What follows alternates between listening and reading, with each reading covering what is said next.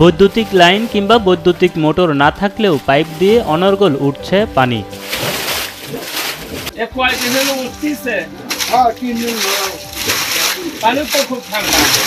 সাধারণ পানির মতোই এই পানি দিয়ে গোসল সহ পানির সব রকম চাহিদা মেটাচ্ছেন স্থানীয়রা। কৌতূহলবশত সেই পানি পানও করছেন কেউ কেউ। সম্প্রতি সাবমার্সিবল পাম্প স্থাপনের জন্য 200 ফুটের বেশি পাইপ স্থাপন করা হয় বগুড়ার গাবতলী উপজেলার বুরুজ গ্রামের জাবেদ আলীর বাড়িতে। পাইপ স্থাপন করলেও সেখানে বৈদ্যুতিক মোটর বা বিদ্যুতের লাইন দেওয়া হয়নি বলে দাবি বাড়ির মালিকের। আমরা পাইপ বসানোর পরে থেকে এই পানি ওঠা শুরু হয়েছে।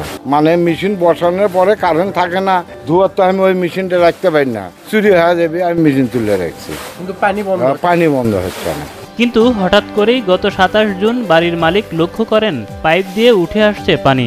হঠাৎ করে এরকম মনে করেন যে সেট করে দিয়ে গেল, দিয়ে যাওয়ার পর থেকে ওকে পানি পরিতে সব করতে না ইয়ে হবে, ওকে গ্যাস ইয়ে করতে করতে 2 দিনের মধ্যে ঠিক হয়ে যাবে, তো কুটি ঠিক হচ্ছে না। তো মাটির নিচের গ্যাসের চাপের কারণে এমনটা ঘটতে পারে বলে জানান স্থানীয়রা। তবে এমন অবস্থায় আতঙ্কিত সময় পার করছে পরিবারটি। এখন তো মানুষ মেলা কিছু করছে যে গ্যাস হইলো না কি হইলো, মেলা মানুষ মেলা কথাই করছে। সকালে বলে আগুন ধরার নাগাল হয়েছিল, আগুন ধরছিল বলে, এখন আগুন ধরে তখন তো আবার তো অসুবিধা। ভয় লাগে না আমার কাছে, এখন ভয়ের কথা নাই, কোনো কিছু যদি হয় সেজন্য ভয় নেই কিছু।